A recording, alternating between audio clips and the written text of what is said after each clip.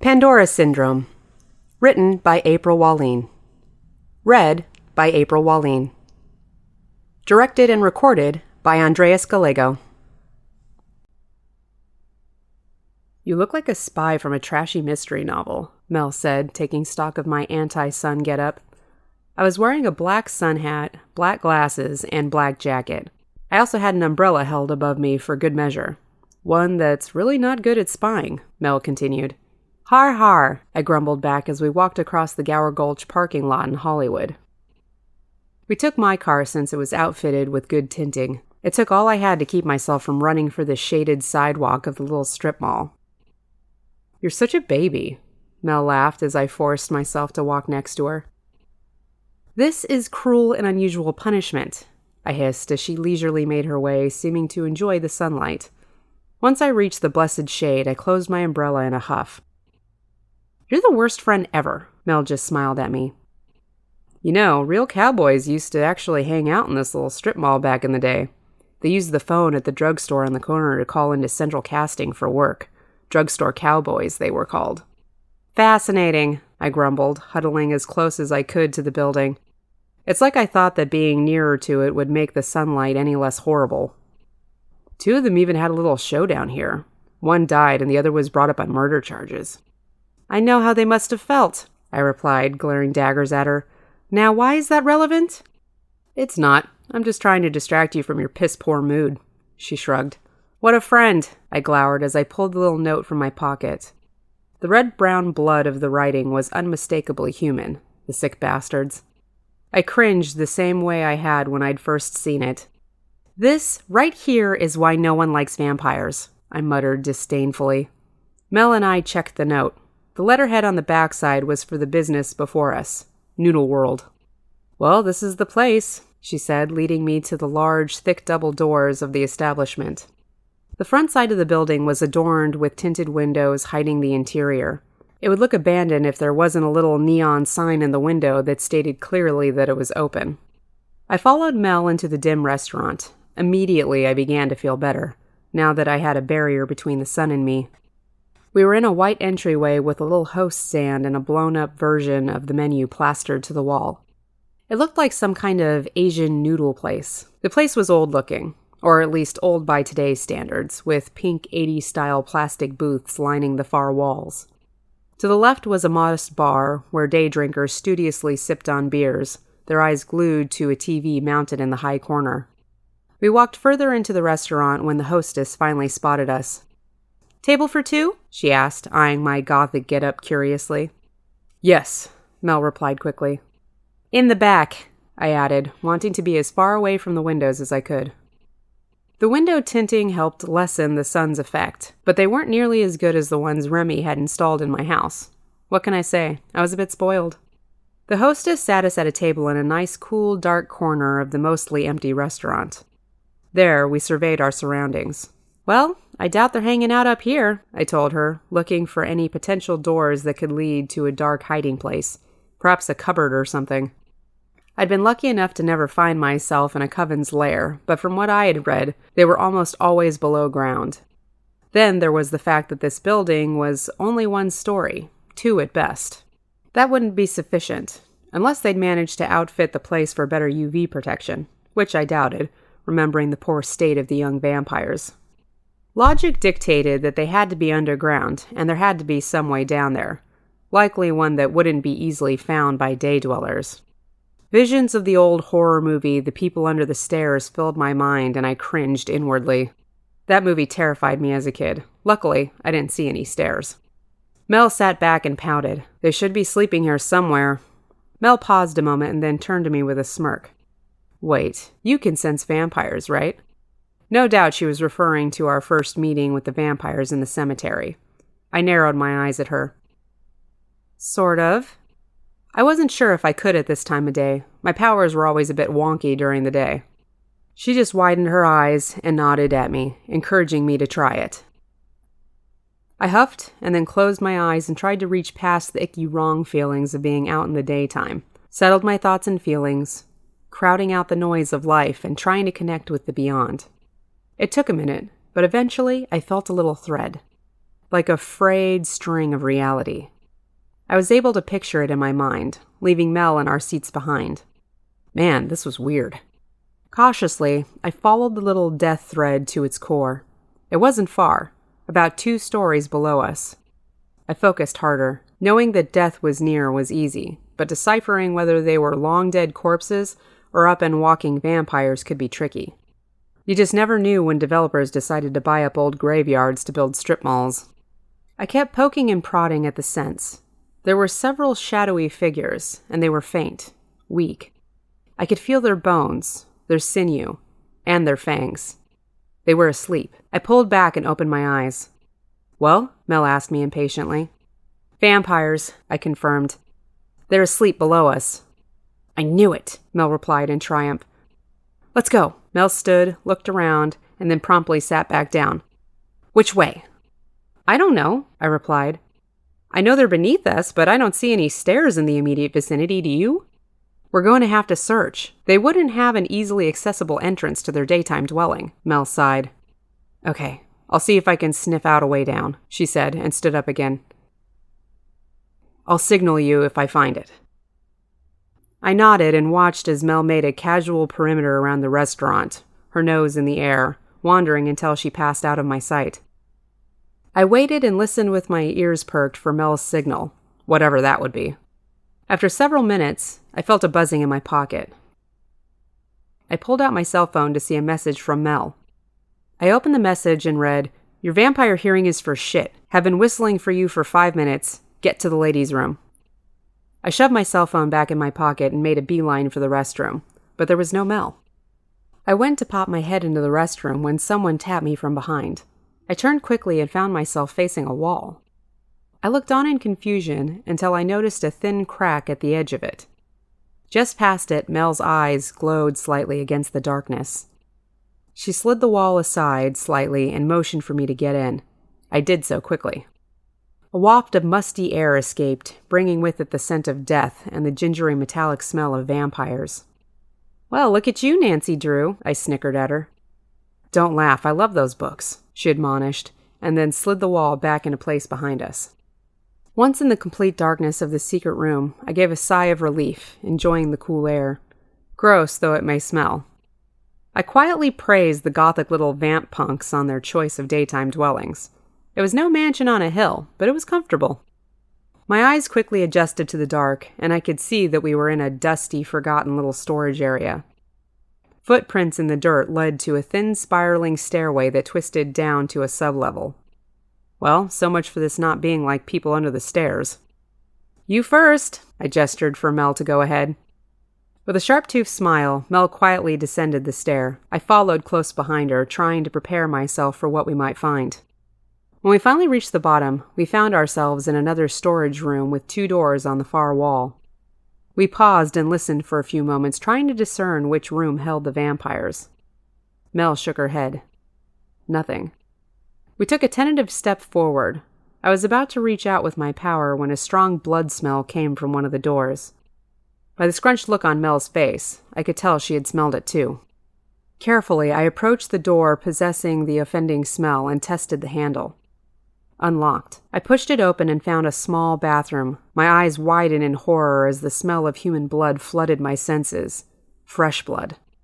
My fangs twitched at the strong scent, but I pushed back the budding hunger.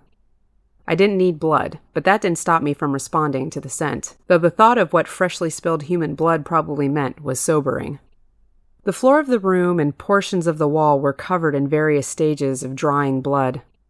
Something bad had definitely happened in this room. Mel's eyes filled with fury as she processed the sight. This time, I did not hesitate to reach out with my necrosenses, feeling for the recently dead. Sure enough, far past the second door, I felt them. Not just the bodies of the dead, but the vampires lying dormant in sleep. I nodded to Mel meaningfully. We went to the door to their inner sanctum and paused. Mel blinked for a moment, then turned to me. "So, march in and give them what for?" I nodded. Even in the darkness, I could see the hair on her arms standing on end in anticipation of the fight to come. "Let's break some fangs," she told me with a little too much enthusiasm. "You first, Leroy," I instructed her, moving aside so she could have full access to the door. She smirked, shifted her weight, and kicked the door so hard that it flew right off the hinges. A dozen bleary-eyed vampires looked up at us in a sleepy stupor from the various old couches and cots around the vast cement room. The place was dirty and smelled even worse than it had from the outside. It was the vampire equivalent of a teenager's bedroom, except instead of candy wrappers and dirty clothes, the place was littered with dead bodies and animal corpses. Yuck, is this what a coven looks like? I hissed in disgust. I was expecting something a little more gothic, like an Anne Rice novel. At least some crown molding or something. The first vamp to his feet was my old friend, Emo Goth. "How did you get in here?" he hissed. I couldn't tell if he was angry or scared. "We decided to change the parameters of your little meeting," Mel spoke up then. "Hope you don't mind." The other vampires, having finally gotten to their feet, all looked to Emo for direction, but he just stood staring at us nervously. He looked around, seeming to wait for something to happen. Mel began her approach as her arms began to lengthen and grow, forming hair and dagger-like nails. "Well, get them!" Emo finally demanded, seeming spurred on by Mel's advancement. I couldn't help noticing the fearful crack in his voice as he said it. "Get them? Who says that?" I muttered. With a notable hesitation, the other vampires leapt into action, attempting to swarm Mel. I moved in to help when she suddenly launched the group off of her in one easy sweep of her massive arm. I guess she had it handled on her own. Not wanting to be outdone by the over-enthusiastic killing machine I called friend, I reached out with my senses and pinpointed one of the vampires attempting to attack Mel from behind. I wasn't sure how good my necro senses would be since my vampire strength was all wonky, but I was going to find out. Tapping into his undead essence, I snarled and gripped his bones with my power, ripping him away from her. With a screech, he went flying across the room and smashed into a couch. Well, it seemed that my necro powers worked just fine and dandy in the daytime hours. I smiled wickedly. This was going to be easier than I thought.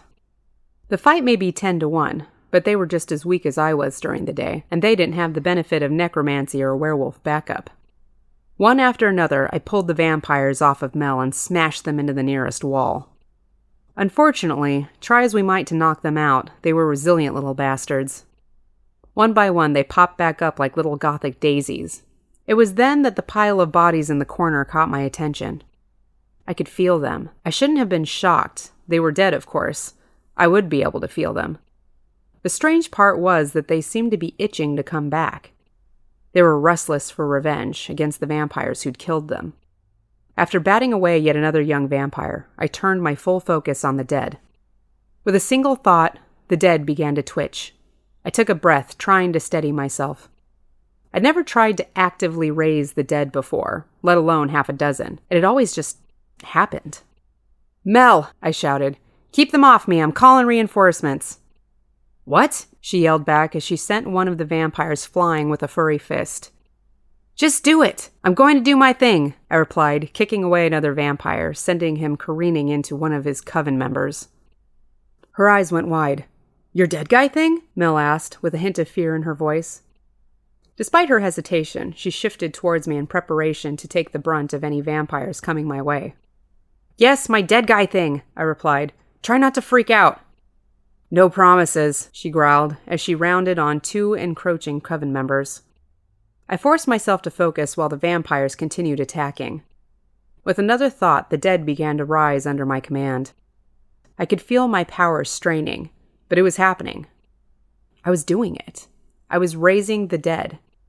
Soon the dead, now undead, were up, ready and raring for a fight.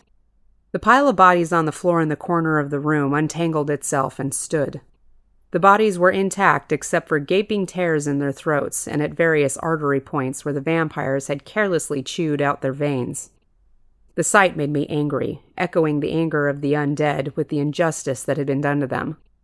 With dark smiles, the dead glared at the vampires. Without the slightest urging from me, they rushed into the fray, taking several of the young vampires by surprise. The dead punched and kicked while the vampires bit and tore at their new assailants. Now freed up to fight once more, I punched one of the vampires trying to evade an undead foe, while I repeatedly bashed another against the far wall with my necropower. The day was just about ours, when I suddenly felt a strange presence. It was dark, ominous, and familiar. The necromancer. I didn't have time to react to the tug on my hold over the dead. It was as though someone had grabbed the threads I'd woven around them, wrenching the dead from me. Panicked, I turned to my would-be soldiers. They had been mercilessly trouncing the vampires, but now they stood still, looking pained and aimless. I reached out to them, but the presence blocked me. I was stunned. I'd never felt such a thing before. Again, I reached out, but feelings of pain and anguish shot into my chest. What was happening? I watched helplessly as their eyes went dull and their faces slackened. I felt weak and useless. No, I couldn't let this happen. I would not let this stalking asshole win. Rage quickly replaced my fear, and I fought against the invading necromancer, growling with the effort. Then I felt it, the moment my undead were turned against us. Their eyes lit with deadly purpose as they began to slowly march towards us. No longer under my control, the movements of the undead were sluggish and sloppy, though I knew from previous experience that they hit like bulldozers. "Mel!" I called in warning. She turned from a vampire she had by the throat and quickly followed my gaze to the undead. Before she could utter a word in reply, 2 of them rushed her, knocking the vampire free of her grip. "What are you doing?" she screeched at me, quickly tossing the undead off of her. "I'm not controlling them," I called indignantly.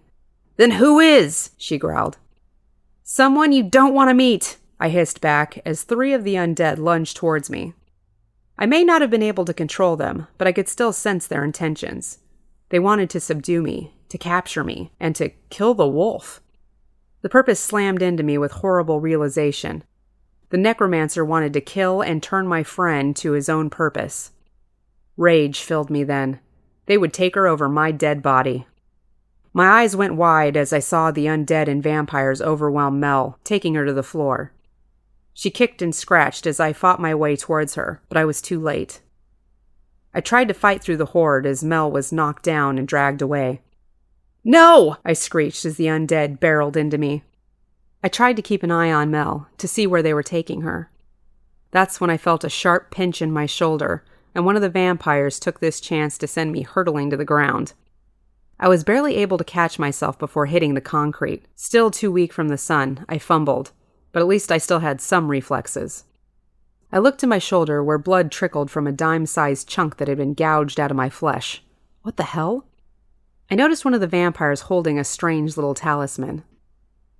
It looked to be made of stone and reminded me of the little tiki idol I'd once seen on a Brady Bunch episode. This one had long, sharp teeth that were clamped down on the aforementioned bloody chunk of my shoulder. The damn thing had bit me! Luckily, my wound was already starting to heal. Unfortunately, it wasn't as fast as it would have been at night. Damn you, son. I got to my feet and watched in surprise as the vampire with the talisman retreated to the far end of the room. I hissed as I tried to fight off the undead, but they kept me in place, hanging onto my arms like monkeys to branches. I focused on them, turning all my energy their way, letting my anger flow through me like lava. I didn't have time for this. I had to get to Mel. "Back off!" I yelled, and was surprised when they did just that. Could I actually wrestle back my control of them? I'd managed to turn the necromancers undead before. These guys felt stronger, but maybe I just had to work harder at it. I forced myself to focus. Then there, to my surprise, beneath the dark parasite that had latched onto them, I could see their souls struggling to escape. I closed my eyes, concentrating on their light. Their souls grew brighter then. I kept at it, ignoring the sounds of Mel's one-man army in the background. At least she was still fighting. I'd frozen the undead, but she still had several vampires to fend off. I hoped she could keep it up long enough for me to regain control of the undead. The souls of the dead men and women continued to brighten until their light began to erode the dark presence surrounding them. When I opened my eyes, I saw the undead standing there, looking around as if they suddenly weren't sure where they were. "Are you all right?" I mentally asked them. They met my eyes and nodded. I sighed in relief, but before I could pat myself on the back, I heard something crash and a resounding roar echo through the room. Mel. I cursed and ran towards the back of the large room.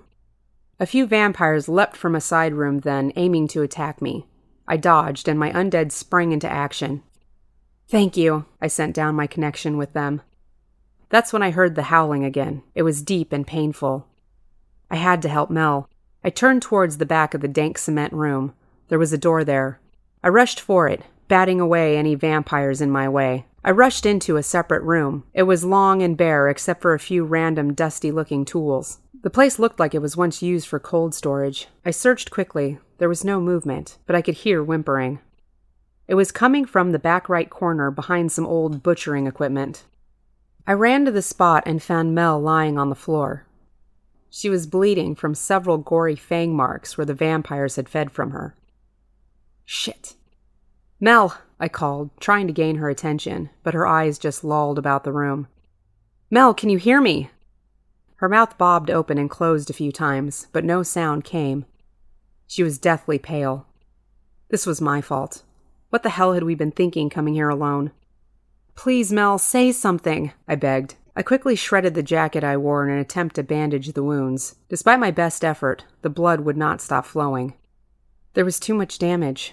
The wounds too deep to clot. Her body too weak to heal itself. I could sense her. Her heart slowing. She was losing too much blood. My heart lurched. I knew she was close to death. No, I would not let this happen. My mind reeled. I had to save her. Panic bubbled in my chest, but I fought it away. I had to think clearly. I had to stop her bleeding, and there was just one way I could think of to do it. Please don't remember this, I muttered as I bent to the largest of her wounds and began licking at it. I nearly gagged. Her blood was pungent, potent with that gingery magical sting that supernaturals had. I'd never tasted supernatural blood before, and I wouldn't recommend it. How the vampires had drunk from her, I had no idea. I could barely manage this. I forced myself to continue on and then bent back to look. I sighed a little in relief. The wound was beginning to heal. If I could just get them healed enough to stop the bleeding, her own wolf genetics might kick in and take over. Forcing myself to continue, I went to her next wound, and then the next, her blood stinging my throat as I inevitably swallowed some. Thankfully, it wasn't much, but it was enough to make my head reel with the power of it. Remy had warned me about feeding off supernaturals and how some vampires were addicted to it. I just hoped none of the negative effects would hit me. As I continued, I felt Mel shift beneath me. I finished with the last of her wounds, wiped her blood from my lips, and then leaned back to look down at her. She looked weak, but at least her eyes weren't lolling about anymore. Hey, I said to her. Her mouth bobbed open and shut as though trying to respond. I could almost hear her breath escaping her lips. I leaned down to listen and barely made out the words, "Behind you." My senses flared, and a moment later I rolled aside, taking Mel with me. I shifted and lay Mel behind one of the big ancient metal processors. Making sure she was all right, I then sprang out and caught the perpetrator. My eyes widened as I looked at the vampire I now held, if that's what you could call it. This skinny, wimpy vampire was no longer skinny or wimpy. He seemed to have gained a foot. His hair had thickened, everywhere, and his muscles bulged. "What the hell?" I managed to mutter before I saw the mad, golden gleam of Mel's blood in his eye. "Oh shit," I cursed before the thing reeled on me with one of his fists. Catching me in the stomach, I was launched back against the wall so hard that it cracked beneath the force of my landing. To be fair, I doubted the stability of the old wall in the first place, but it was still an impressive feat. I staggered to my feet as anger rushed through me, my vision blurred with the rage I felt. Then I realized this wasn't a normal rage I was feeling. It burned and coursed through me, and a strange growl emerged from my throat. It was a feral growl, much like the ones I'd heard from Mel many times before. Oh crap, her blood was starting to affect me. I looked down at my hands. My normally short nails had grown longer, thicker, and sharper. This was not good. I looked back up just in time to avoid a large hairy fist to the face. It crashed into the wall behind me and I rolled away. Recovering from the roll took me a second, or was it a fraction of a second? Under human circumstances, this would be fast, but as a vampire, this was like moving through molasses.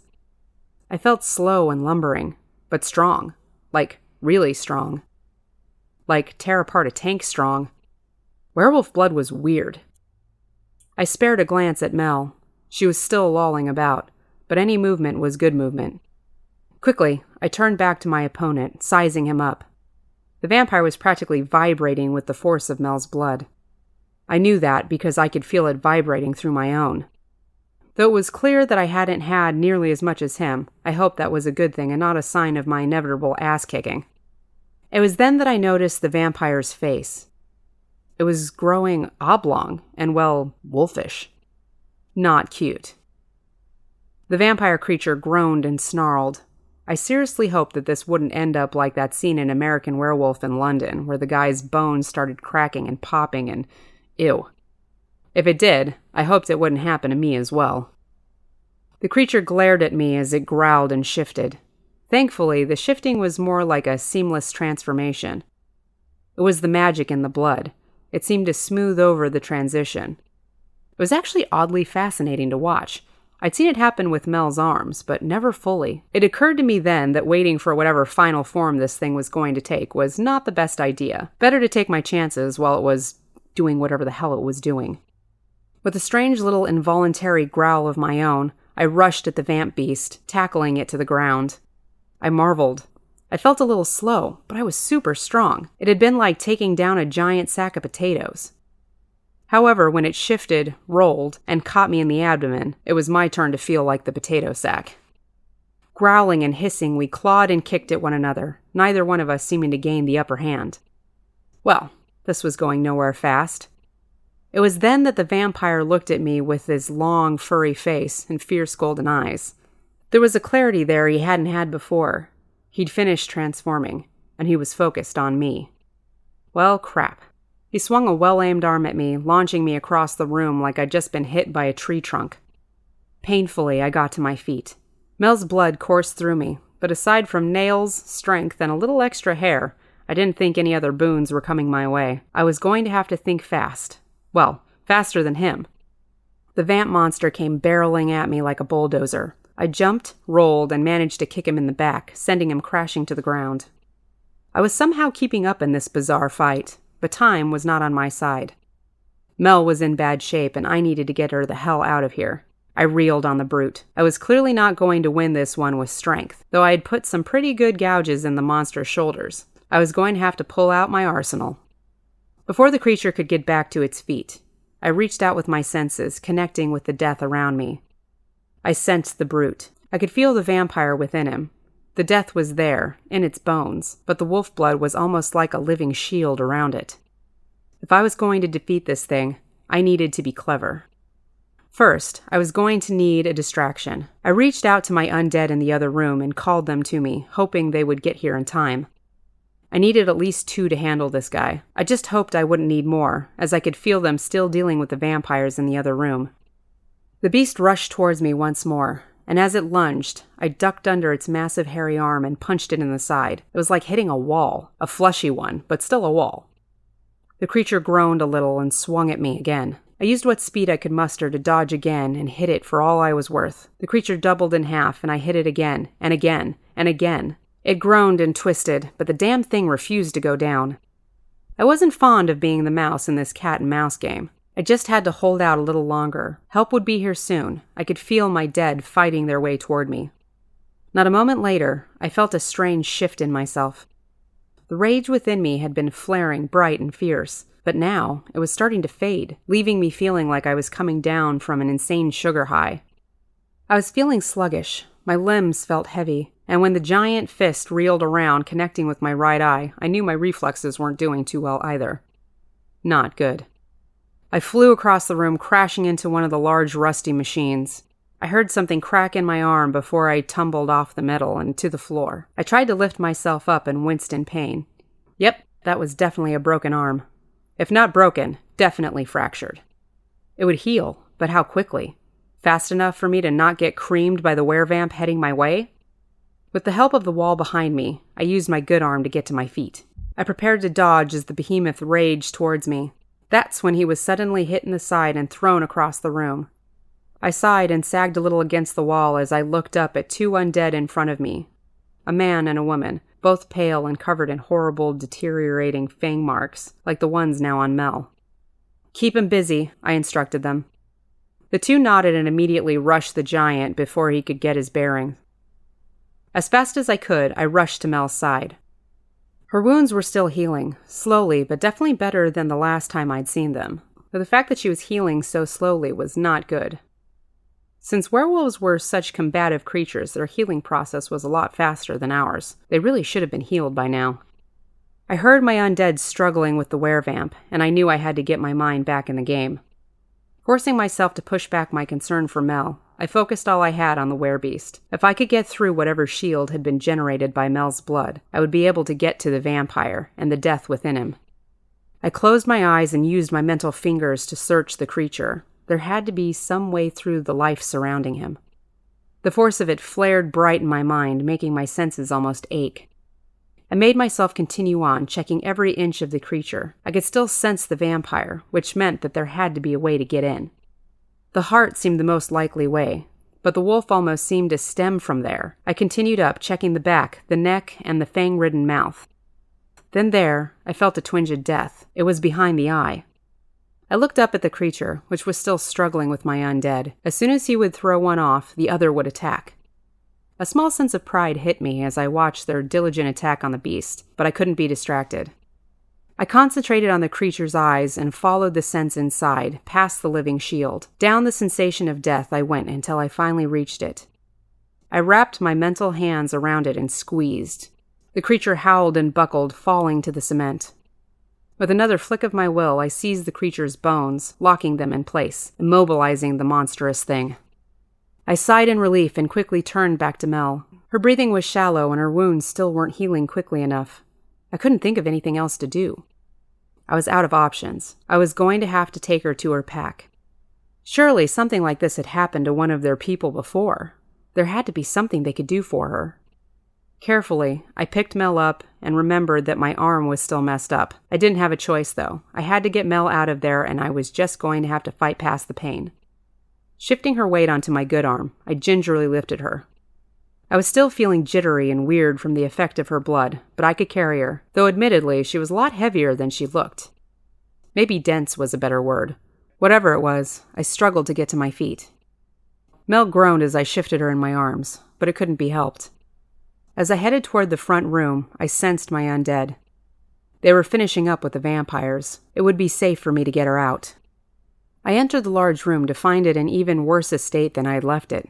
Twitching vampire body parts were littered about, as were unidentifiable bits of vampire gore in the bodies themselves.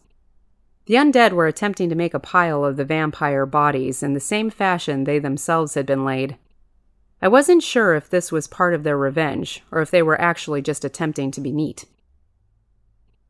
A fierce shiver shot through my body then, and a throbbing ache racked my skull. I hit the ground, barely keeping Mel's head from hitting the cement. I was swamped with a roiling pain. The dark presence, the necromancer, was still trying to wrench back control of my creatures. I was not about to start this game of tug-of-war again. Concentrating, I followed the pain to its source and looked up to find a cloaked figure looking down at me from the shadows of the towering scaffolding. Cloaked and shadowy creatures were sort of par for the course in the supernatural world, but I knew this was the necromancer. The very fact that the cloak looked more like a shroud made out of darkness itself was a dead giveaway. It was the same ominous presence I'd felt all those years ago and had re-emerged to make my life hell. I couldn't believe he'd actually stayed around after his cronies had been beaten. My temper flared and my eyes narrowed at the figure. The necromancer was right there, looking down at me like some cut-rate Phantom of the Opera. This was the opportunity I'd been waiting for. My chance to corner this monster and find out exactly why it had been hunting me all these years. With a mental swat, I smacked down the necromancer's encroaching power and was rewarded with a startled flinch from the cloaked figure. In that moment, the figure fled, disappearing into a thin, dark hallway on the second story of the vast room. I glanced worriedly down at Mel then. "Guard her," I commanded my undead. "Hang in there," I whispered to Mel, and I shot after the necromancer, dashing for the base of the scaffolding. The necromancer wasn't going to get away from me this time. Swiftly, I ascended the flimsy metal stair. Dashing up the scaffolding as fast as I could, I was annoyed by just how slow I was. Stupid daytime. Taking 2 rickety stairs at a time, I reached the second floor to see the necromancer round a corner at the end of the dark hallway. I pursued him down the hallway and had just reached the end when a sudden blinding light made me recoil. I shielded my eyes and watched in misery as the cloaked figure began to ascend into the light of day. I marveled at the sight for a moment before I realized that the necromancer was merely on an elevator lift that rose up to the sunlit street. The light seemed to dispel the darkness of the cloak shrouding the figure, revealing a slim, dark silhouette. My eyes burned as I tried to make them focus, to glean any other details of the necromancer, but they only watered and blurred in protest. I tried to continue on, to fight the sun's effect, but the daylight was just too harsh. My nerves were on fire with the urge to retreat. I definitely regretted leaving my sunglasses and umbrella out in the stairwell. The figure was rising higher towards the street. No, I couldn't let them get away this time, not when I was this close. I lashed out at the figure with my necro power, but all I could feel was its subdued influence over the dead. Whoever they were alive, because there was nothing for my power to latch onto. Impressive, a dark voice echoed in my head then, and I knew it was the necromancer. It was a horrible, deep voice that sounded like several people talking all at once. It unnerved and grated at me, causing pain to radiate in my temples. You should see to your friend. I heard a pained growl then that I knew without a doubt was Mel. My heart stilled in fear. I had to help her. Until next time, the horrible voice echoed, and then was gone, leaving my mind reeling from the invasion. When the lift finally reached the street, blocking out the light, I knew I'd lost the necromancer. Flooded with a mixture of hatred at myself for losing him and worry for my friend, I hurried back down the scaffolding. When I reached Mel, she was growling in pain. I stared on in worry when I realized that her innards were just healing. I sighed in relief. I knew the process was painful, but ultimately, I knew it was a good sign. She wasn't doing great, but she was stable for the moment. I looked up at my undead and they straightened at my attention. I gave them a once-over, making sure there weren't any lingering negative effects from the necromancer's influence, anything that might have damaged their spirit, if such a thing were possible. Thankfully, I sensed nothing. That would have been a relief if I weren't still reeling over Mel's current state and the fact that the necromancer had gotten away. Again. I wished I'd at least gotten a better sense of his power. Maybe I could have used it to track him down. A thought hit me then. The necromancer had touched the undead. Maybe they had gleaned something about him that I hadn't. I don't suppose any of you have information on the necromancer, I mentally asked them. They seemed to deliberate a moment. Pain, one of the men said, trying to think back. Trapped in darkness, one of the women added. The rest just nodded, mumbling incoherently in confirmation. I sighed a little. It wasn't much of a lead, but maybe I could consult the Black Book and get some idea of the necromancer and the strength of their power. If I could get that stupid book to show up. I'm so sorry, I told the undead, because I felt that someone should. They had lost their lives to these vampires, and if I hadn't brought them back, if I hadn't been down here, the necromancer might not have used them so. They nodded, accepting my apology, but they didn't seem mad. The opposite, in fact. I felt that they were happy, and they were ready to move on after having revenge on the vampires who'd killed them. I smiled a little, raised a hand to them, and silently released them back into their eternal sleep. Slowly, they sank to the floor, their corpses laying down to rest. There was a peaceful feeling as they left this world. I looked around me then. This place was a complete horror show, and I did not know what to do about it. Any human that found this place would freak out. The hunters would ask a lot of questions, none of which would likely paint me in a favorable light. Jack wouldn't know what to do either, and neither would Hank, despite his knowledge of the supernatural world.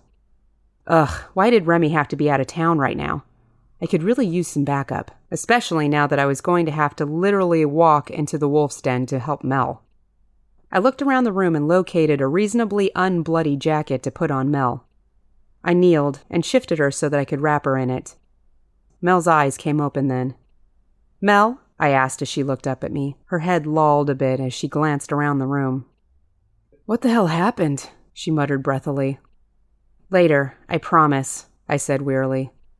You've lost a lot of blood, and I need to get you back to your pack so they can help you heal. Her eyebrows furrowed in confusion at that. No, I'm fine, she said, and tried to stand. Luckily, I was still holding her, so when she stumbled, I had her securely in hand. "I can walk, I swear," she muttered with a weak anger. "Don't treat me like some invalid." "At the moment, you are an invalid, you stubborn wolf. Now stop fighting me so I can help. I'm not exactly feeling too steady on my feet either." She just grumbled at me, so I took that as a sign of cooperation. I moved to lift her up so I could carry her, when she stopped me.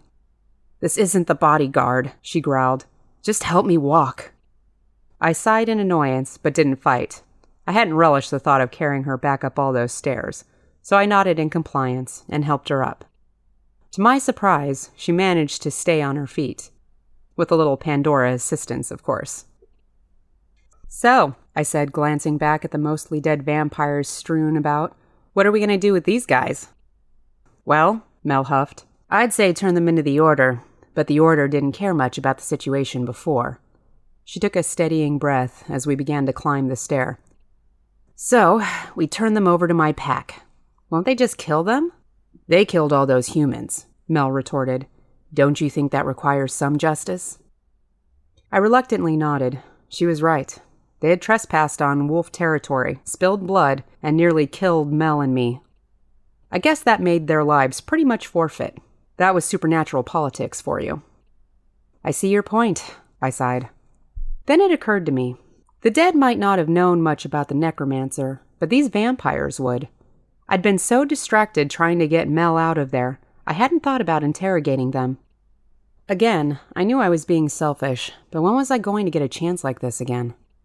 Once they were in wolf hands, they might as well be dead as dirt. "Mel, will you be all right for a minute? I need to do something." Mel took a moment, seemed to think about it, and nodded. I quickly deposited her on a nearby sofa, trying not to think about the ominous multicolored stains on it. Mel was either too weak or too wolf to care about it. "What are you going to do?" she asked me as I let go of her. "I need to talk to one of them." Mel looked at me like I was crazy. "Why?" "Because I think they might know something. This whole thing goes deeper than just a prissy little gang of vampires," I told her. Mel glared at me suspiciously, but didn't stop me as I approached the pile of fanged bodies. I closed my eyes and sorted through them until I found the death signature of their gothic leader. I was tired, but not too tired to get some answers. Using everything I could muster, I latched onto his bones and lifted, sending him soaring up until he was levitated above his coven members, helpless in my grip. Gothkid's head lolled about a bit. He was beaten pretty well. Then I twisted him in my necro clutch, and his eyes flew open in horror. "Now you're going to tell me a little story," I hissed at him. He struggled in my grip some more, but soon realized it was useless. I sensed his acquiescence, and I loosened his hold just enough to let his mouth free. "It wasn't my idea," he sputtered through painfully gritted teeth. "Whose was it then?" I asked with a raised brow. "The shadow." I took that to mean the necromancer. "Go on," I prompted, shaking his bones a bit, causing him to squeal in pain. "Look, it approached us after we fought you at the cemetery. Said if we worked for them, we'd become the most powerful coven around." At that, I scoffed. "What did they want you to do?" "They wanted you." "Me?" I asked before remembering the thoughts I'd gleaned through my momentary connection with the necromancer. It had wanted me taken. "Why?" I asked him, and exerted my power on him again. "I don't know, I swear it," he shouted, and I could feel the truth of that rattling through him. "He just wanted you. Said he could help us with the wolves if we could just subdue you. So we used those kids you talked to at the college party to lure you here. We were going to grab you when you got to the parking lot, but then you had to show up with that mutt and—" Anger surged in me at his insulting my friend, and my power accidentally flared. The vampire squealed anew. "Oops." "What else?" "They gave us a weird little stone thing to catch some of their blood. I don't know why," he hissed down at me. "The shadow wasn't exactly forthcoming with information." I glared at him a moment. Once again, I could feel the truth of it. Well, that was a little information, but not much. Anger filled me at the thought of the necromancer, and another involuntary surge shot through me. The goth kid screeched and then passed out. Oh well, the wolves would deal with him. But first, I had to help my friend.